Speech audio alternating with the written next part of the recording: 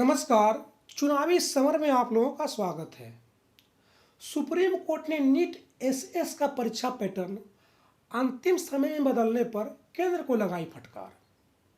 जी हां, मोदी सरकार पहले तो रोजगार के मुद्दे पर पूरी तरह से फेल नजर आ रही थी। दूसरी ओर नीट एसएस का परीक्षा पैटर्न अंतिम समय में बदलने से कई युवाओं की किस्मत दांव पर लग गई, जिसकी वजह से सुप्रीम कोर्ट नाराज है। आपको बता दें कि सुप्रीम कोर्ट ने कहा कि सत्ता के खेल में सरकार डॉक्टरों को फुटबॉल न समझे। कोर्ट ने कहा कि सुपर स्पेशलिटी कोर्सों के लिए होने वाली राष्ट्रीय पात्रता सह प्रवेश परीक्षा नीट का पैटर्न अंतिम समय पर बदलने के फैसले पर पुनर्विचार करने के लिए अदालत ने सरकार को एक हफ्ते का समय दिया है। दरअसल नीट एसएस का आयोजन 13 और 14 नवंबर 2021 को होना है।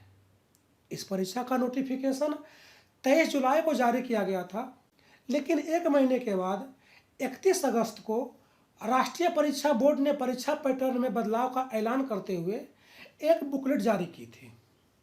सरकार की ओर से परीक्षा पैटर्न बदलने के फैसले से परीक्षा की तैयारी में लगे डॉक्टरों के सामने नई मुश्किल खड़ी हो गई है, क्योंकि डॉक्टर नीट एसएस परीक्षा की तैयारी 2018 के निर्धारित पैटर्न के आधार पर कर रहे थे, जिसके बाद राष्ट्रीय परीक्षा बोर्ड के इस फैसले को 41 डॉक्टरों ने सुप्रीम कोर्ट में चुनौती दी, जिस पर सुप्रीम कोर्ट ने पिछले सप्ताह केंद्र सरकार को नोटिस भेजकर मामले पर जवाब मांगा था।